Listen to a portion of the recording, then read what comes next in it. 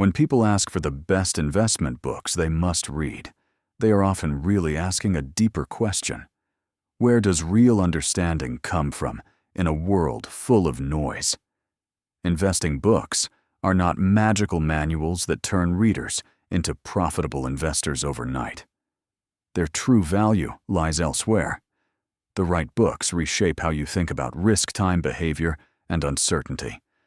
They quietly rewire expectations. And over a lifetime, that shift in thinking is worth far more than any specific tactic or stock idea you might extract from a page. The first category of must-read investment books is behavioral and mindset-focused, because investing success is constrained more by psychology than recognized. Many investors fail, not because they lack information, but because they react emotionally under pressure. Books like The Psychology of Money by Morgan Housel or Thinking Fast and Slow by Daniel Kahneman do not teach you what to buy. They teach you why you keep sabotaging yourself. They explain how fear, overconfidence loss, aversion, and storytelling influence decisions. These books matter because they help you design systems that work with human behavior instead of fighting it. Without this foundation, technical knowledge often becomes a weapon against yourself.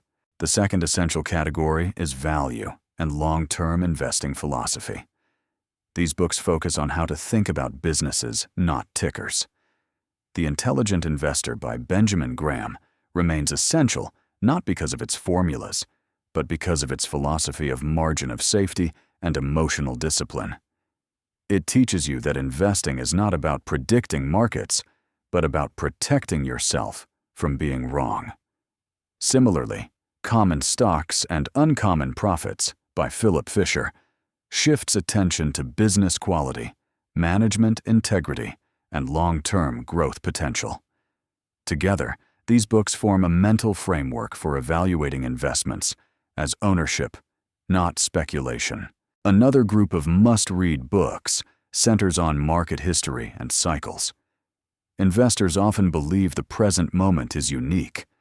History repeatedly proves otherwise.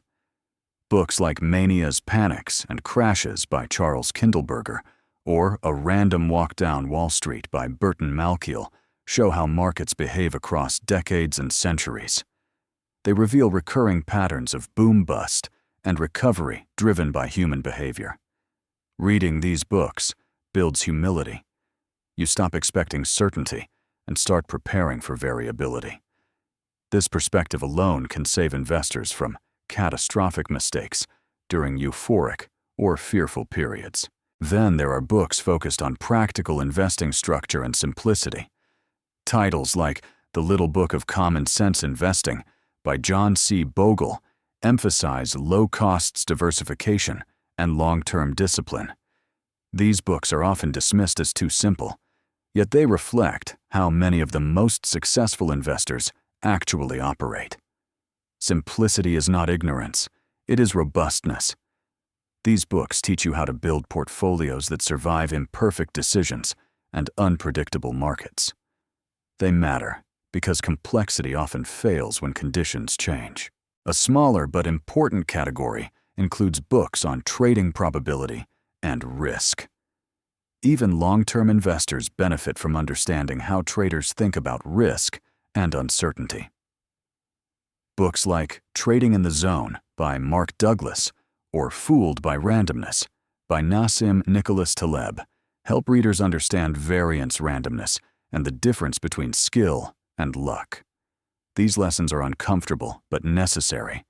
They prevent investors from confusing short-term success with competence and short-term failure with incompetence. What unites all truly great investment books is that they age well. They do not depend on current market conditions, technologies, or products. Instead, they focus on principles that remain stable: human behavior, incentives, uncertainty, and time. Books that promise shortcuts, secret systems, or guaranteed returns rarely survive market cycles. Books that teach you how to think often remain relevant for decades. Another mistake readers make is consuming investment books passively. These books are not meant to be rushed through or collected as status symbols. They are meant to be revisited at different stages of life. A book that feels obvious at 25 may feel profound at 45. Experience changes interpretation. The best investment books grow with you because they address timeless problems rather than temporary tactics. It is also important to recognize that reading alone does not create results. Books create orientation. They influence how you interpret experience. Without experience, books feel theoretical. Without books, experience becomes expensive. The combination of both is where real learning happens. That is why the right books reduce the cost of learning by helping you avoid mistakes others have already paid for. Perhaps the most valuable outcome of reading the right investment books is confidence of a specific kind. Not the confidence that you will always be right, but the confidence that you can survive being wrong. Books that emphasize margin of safety diversification and behavioral discipline prepare you for reality rather than fantasy. That preparation is what allows compounding to work over decades. Ultimately, the best investment books are not about markets. They are about people. They explain why markets behave as they do because they explain why people behave as they do. Investors who internalize these lessons stop chasing certainty and start building systems that endure. And once this foundation of why is clear, the next step is practical, deciding which books to read first, how to sequence them based on your experience level, and how to extract actionable lessons without drowning in theory, which is exactly where we need to go next, by examining how to choose the right investment books at the right time and turn reading into real progress rather than intellectual clutter, because not all books serve the same purpose at every stage of an investor's journey. The biggest mistake people make is trying to read everything at once, jumping from value investing to trading, from macro to crypto, from psychology to technical analysis, without building a coherent mental foundation. The result is confusion, not competence. The best approach is sequencing reading books in an order that matches how understanding actually develops. For beginners, the priority is mindset before mechanics. Before learning how to analyze stocks or build portfolios, it is essential to understand how easily the mind can sabotage good intentions. Starting with books like The Psychology of Money by Morgan Housel or Thinking Fast and Slow by Daniel Kahneman build self-awareness early. These books teach patience, humility, and respect for uncertainty. They do not make you feel clever, but they make you harder to break when markets become emotional. This is the most valuable protection a new investor can have. Once mindset is grounded, the next layer is long-term investing principles. This is where books, like The Intelligent Investor by Benjamin Graham and The Little Book of Common Sense Investing by John C. Bogle, belong. These books explain margin of safety diversification, cost control, and the power of compounding. They shift your thinking from speculation to ownership and from excitement to sustainability. Many readers find these books boring, which is precisely the point. Boring strategies are often the ones that survive. After that foundation is built, investors benefit from business-focused thinking. Common Stocks and Uncommon Profits by Philip Fisher and similar works teach you how to think about competitive advantage management quality and long-term growth. These books help you understand why some companies compound for decades while others fade despite early success. At this stage, investing starts to feel less like guessing prices and more like evaluating businesses. Market history should follow closely. Books like Manias, Panics, and Crashes by Charles Kindleberger or A Random Walk Down Wall Street by Burton Malkiel provide perspective that no chart ever can. They show that cycles repeat, narratives change, and human behavior remains stubbornly consistent.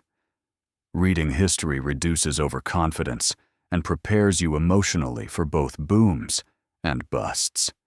Investors who understand history are harder to scare and harder to seduce. Only after these layers are in place does it make sense to explore risk probability and trading-oriented books such as Fooled by Randomness by Nassim Nicholas Taleb or Trading in the Zone by Mark Douglas. These books are powerful, but without prior grounding, they can be misinterpreted. With the right foundation, they deepen your understanding of variance discipline and the difference between skill and luck, regardless of whether you trade actively or invest long-term. Equally important is how you read. Investment books should be read slowly, reflectively, and repeatedly. Highlighting ideas is less important than asking questions. How does this apply to my behavior? Where have I made this mistake before? What rule could I build from this insight?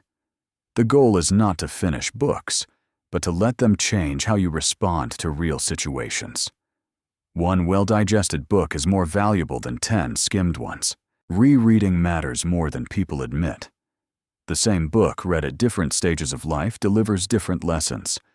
What feels theoretical early on becomes painfully practical after real losses or long periods of doubt. The best investment books reveal more as experience accumulates. They grow with you, which is why truly great ones never feel outdated. Finally, remember that books are guides, not authorities. No author knows your goals, temperament, or constraints. Blindly copying philosophies without adaptation leads to frustration. The purpose of reading is to develop judgment, not obedience. The best readers become independent thinkers who borrow principles, not personalities.